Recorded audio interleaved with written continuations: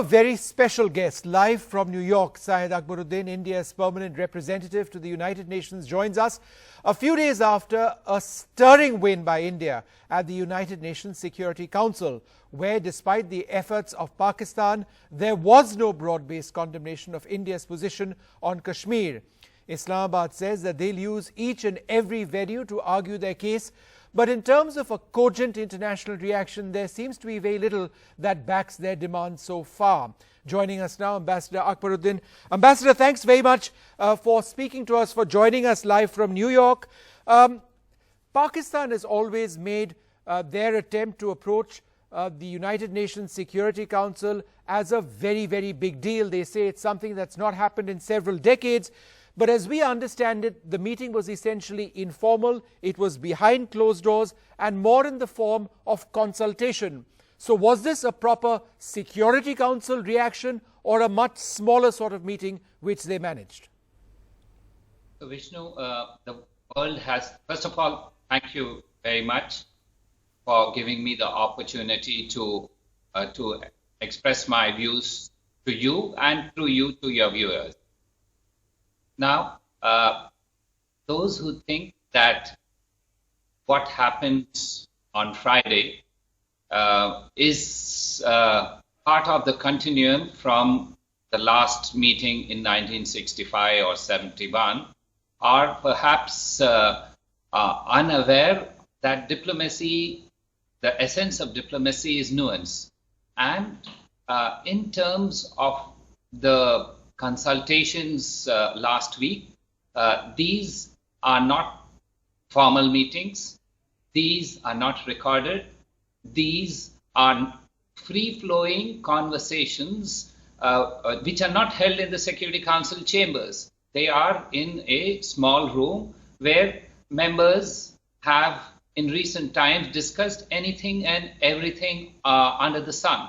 So if any one member wants to do that, this is usually agreed to. However, for a formal meeting, it requires a majority support to put this on the agenda formally. That means 9 out of 15 members have to vote for supporting such a meeting.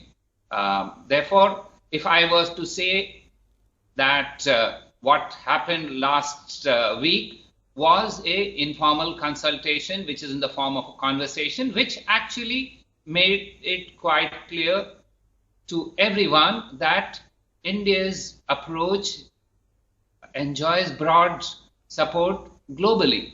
And that is the outcome of that consultation. So, Ambassador, going forward, Pakistan today says that they're going to now approach the International Court of Justice. They say they will go to use every opportunity internationally to project their case. Do you believe that the next battle will be fought at the ICJ since they intend to take it up from a legal standpoint? So, I don't know. Every country is entitled to use every course available to them. We also have horses for courses. So we have different approaches. If they would like to tackle this in a different arena, we will address it in that arena. It's an arena of their choice. They tried once, they did not succeed. They want to look at other arenas. This is their choice. Also, our preferred arena, we have listed it. What they will finally decide is for them to do, but we hope that they will recalibrate, taking into account what was the outcome of last Friday's informal consultations. Ambassador, as you would have read, the Defence Minister, Mr. Rajnath Singh, the Union Minister, Jitendra Singh, have said that going forward, should there be talks between India and Pakistan, there would need to be talks about Pakistan-occupied Kashmir. This is not a change in India's position, but a re-emphasis of something which we have perhaps not stated very deliberately in the recent past, by which I mean the last couple of years. Does this make your position in the United Nations more challenging? Do you believe there may be opposition to this from international countries? So, Vishnu, let's take it step by step. I had made it very clear that we abide by a bilateral track which was put into place through the Simla Agreement, and there have been further developments on that. I haven't heard any response to that request, which was made loud and clear repeatedly. So first, Pakistan has to tell us, are they interested in that bilateral track? And only then we can get into what we will discuss on that bilateral track. So let's move step by step in this. Let's not jump the gun. The bilateral track means that they eschew terrorism. That means in accordance with to our mutual commitment that their territory or territory under their control will not be used for terrorism. These are all very solemn bilateral commitments that both of us have agreed to. So let's wait for them to make that first clear. We will then look at the next steps. Okay. I am only a foot soldier who works in the trenches implementing government's policy, and what you, as you have listed, these are not new nuances that we have articulated. We've articulated in the past too, but let's move as diplomats. Our job is to try and work out a format where we can narrow differences. At this stage, we are not there. Ambassador, just in terms of the use of language by Islamabad, there's been a lot of intemperate language, a lot of threats by the Pakistani Prime Minister, by others. As a first step, do you believe bringing down this level of verbal animosity is important as a first step towards a larger process? You're not saying talks right now, but a larger process is how I would phrase it. Entirely. For any effort to succeed, you must create an atmosphere. And today, the rhetoric that is emanating from across the border is not conducive to any serious exchange of views. So, yes, I think there would not be anybody who would be opposed to what you're saying. In fact, what I heard at the Security Council or informally among many delegates was that everybody in the world wants, first of all, to have some sort of de-escalation of rhetoric. And that will always be the first step before any other steps are to be looked at. Ambassador, the Prime Minister has spoken to the US President. President Trump has also spoken to Prime Minister Imran Khan. In the past, we have always said that the hyphenation of India and Pakistan needs to end. We have a separate relationship with America. They have a separate relationship. We bring a lot more to the table perhaps than they do. But do you believe that when the US President sort of says that he's spoken to both leaders and he hopes that both countries bring about peace in their region, that hyphenation which we have not wanted is somehow back on the table? Again, Vishnu, there is no hyphenation. Look at the engagement that we have with several countries, including the US. It's a broad-based engagement.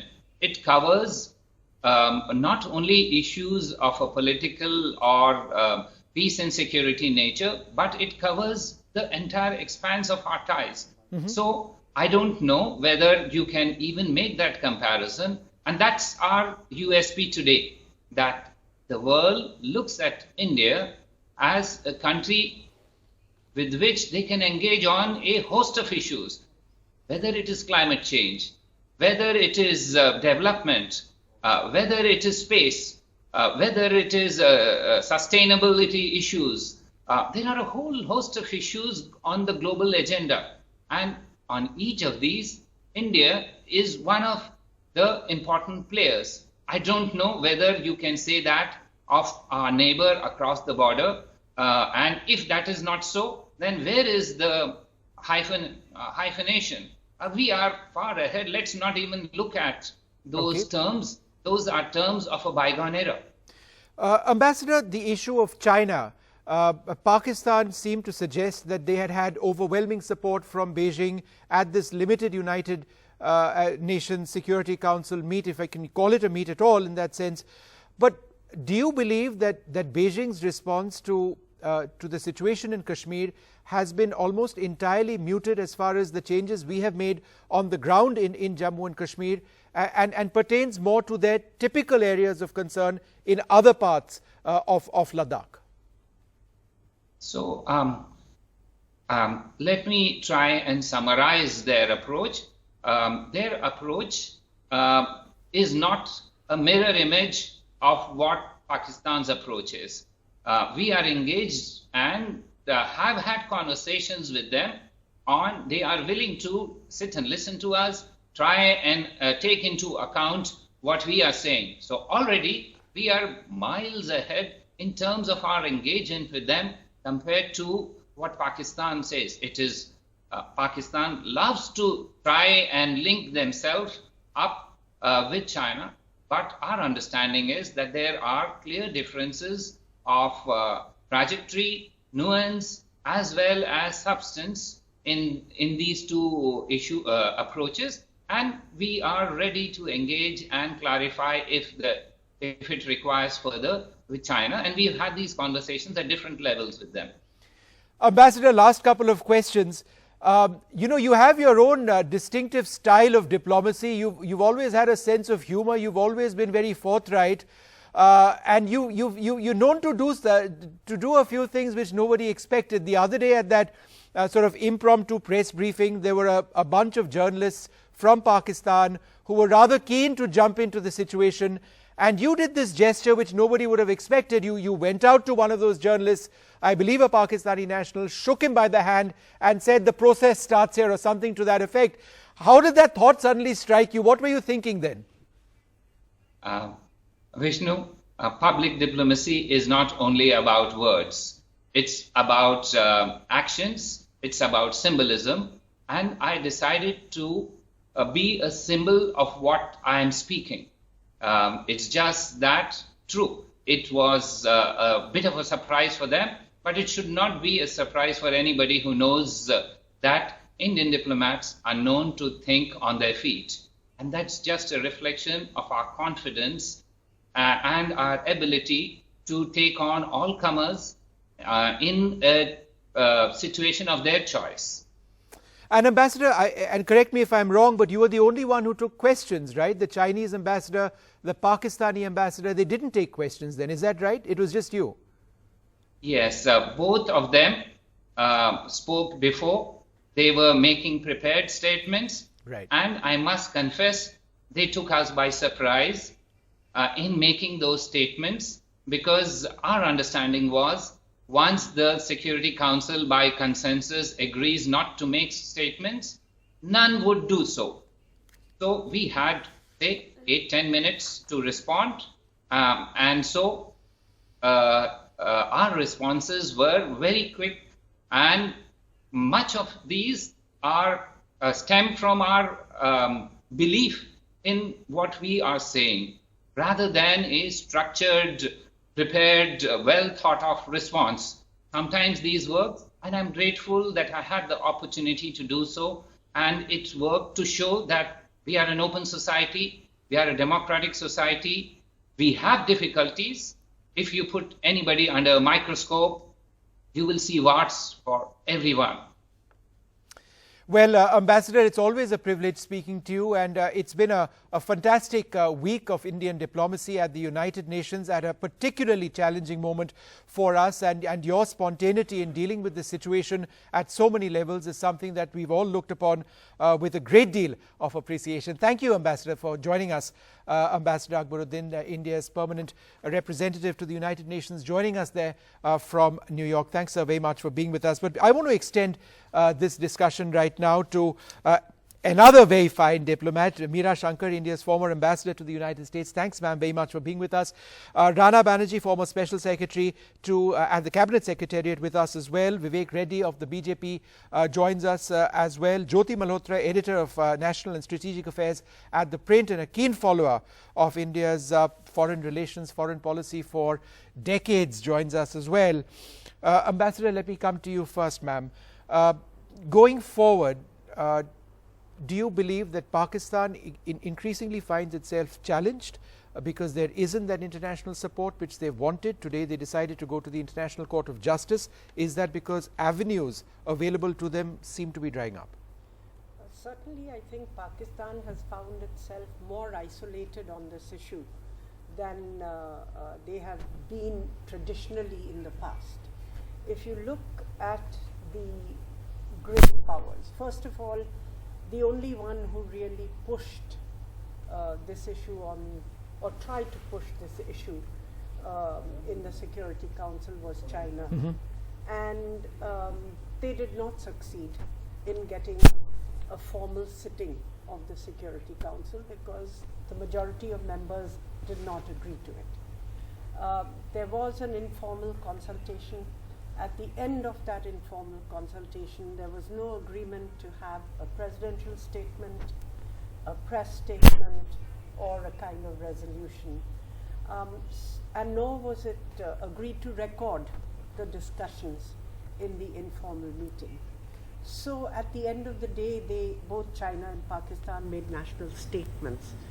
So at one level, Pakistan is saying that this is a great victory for them because after 48 years, Kashmir was discussed in the UN, but was not formally discussed in the UN.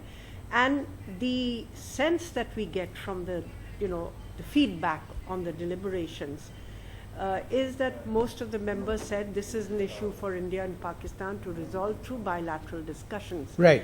And that is really the basis. If you go back to the Simla Agreement, that is the basis of what we have. So clearly you can see that Pakistan's options have become more limited. Right. And you see that in the response of their foreign minister also, who said, people are not waiting with garlands for Pakistan to go to the Security Council, or what Imran Khan also says to right, ma'am, just one moment. I just want to bring in Michael Kugelman, the Deputy Director and Senior Associate for the South Asia Program. Thanks, Mr. Kugelman, very much for joining us. There seems to be two separate sort of angles or perspectives here. On the one hand, you've got Indian diplomacy, which appears to be working at so many levels, and it has been appreciated, has been accepted by so many countries. There hasn't been widespread condemnation of the situation in Jammu and Kashmir. Certainly not to the sense that to the extent that Pakistan would want it. But on the other hand, you've got a lot of criticism in the international media of the communications blackout, the lack of dissent on the ground. How is there? Would you agree that there is, a complete imbalance, a mismatch between how it's being looked at by critics and observers and how countries and governments are looking at it? No, you're absolutely right. That's a very key distinction. It's true that there's been a very large amount of critical international media coverage of what's been happening in Kashmir and this ongoing lockdown. But I think what's probably more important and beneficial for India and for New Delhi is that you really have had very little reaction, very little formal reaction from key governments or any governments around the world. And the international reaction has been very subdued. It has remained subdued. And that's not really a surprise. I do not think that the dynamic in terms of how the world looks at the Kashmir issue has changed in light of India's move here to repeal Article 370. Much of the world continues to see it as an internal matter, or at most as a bilateral dispute to be dealt with between India and Pakistan. And at the end of the day, you've got a lot of countries around the world that want to deepen partnerships with India, see market opportunities there. Pakistan, on the other hand, has this long-standing image problem, and it's very difficult for Pakistan to attract the type of support and sympathy that it's looking for on the world stage now to take its side on the Kashmir issue. Jyoti, the fact that New Delhi now also wants to look at POK, you heard Ambassador Akbaruddin over there saying that, we'll get to that when we get to it. But how, in a sense, does this potentially change how, different countries might look at New Delhi, that this is a far more belligerent New Delhi? And this statement by the defense minister comes just a few days after he said that, look, we may need to have a rethink on nuclear, no first use. So what are these really a sign of, and how do you see various countries which have backed us so far respond to this?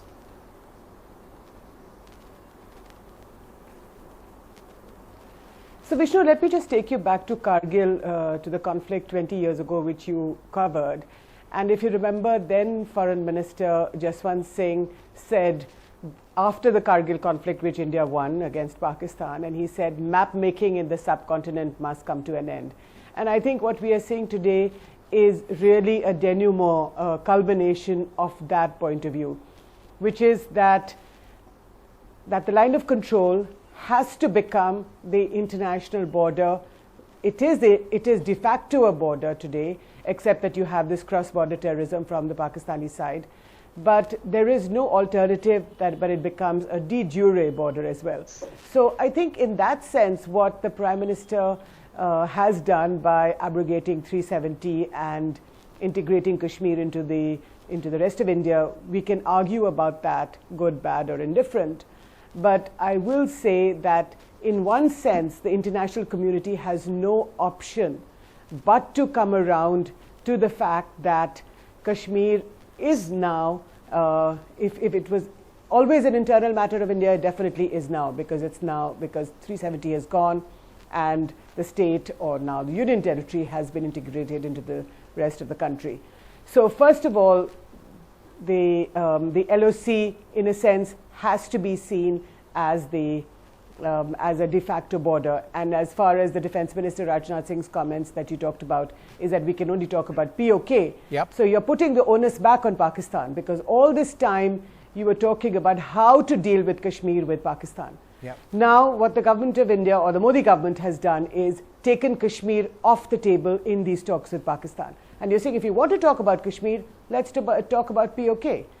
So in some sense, that is a no-starter. That the conversation is not going to go anywhere. So I think both India and Pakistan have to come to grips with the situation, with the changed situation.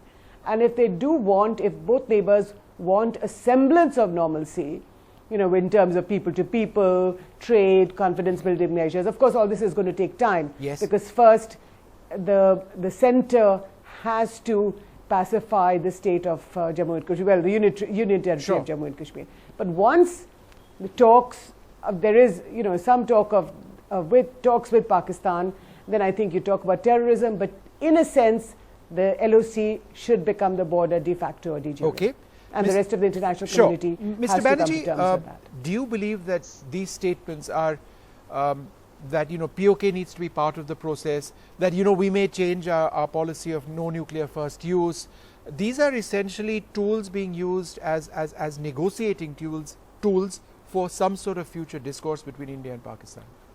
As a matter of fact, I don't think so. I think This is the real deal. Yeah, no, it isn't the real deal. It borders on rhetoric, and I'm afraid it also borders on what the PM cautioned against, of being triumphalist. So it shouldn't be done. We must realize that Kashmir is a highly emotive issue in the entire psyche of the Pakistani establishment and the Pakistani people, and they are not going to let up on exploiting or raking up the issue at international fora, even in their domestic discourse. Kashmir is going to figure, and the present situation is being observed very closely. They are saying that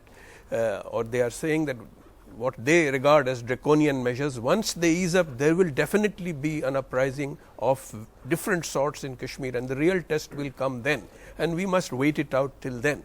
Of course, they are also cautioning against the possibility of macho actions from the Indian side regarding POK or destabilization in Gilgit-Baltistan. Mm-hmm. These are cautionary admonitions that their dialogue is flagging. Mm-hmm. But in the long run, you see, they are pretty confident that there will be disturbances which the Indian authorities will not be able to contain, and that will be the time for Pakistan to make major gains, diplomatic as well as other. Yeah.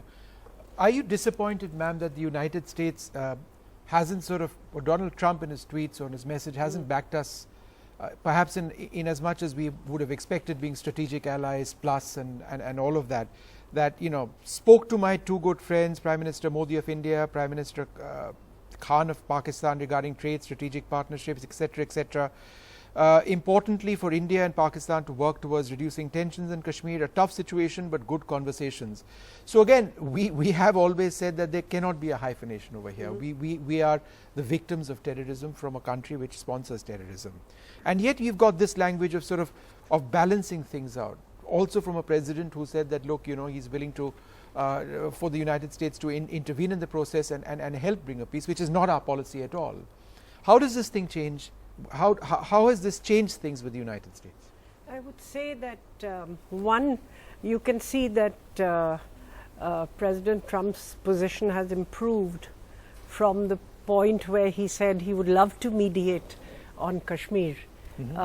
So now he's not talking mediation. He has firmly told the Pakistanis it's an issue which you need to discuss and resolve bilaterally with India. So from our point of view, that's an improvement.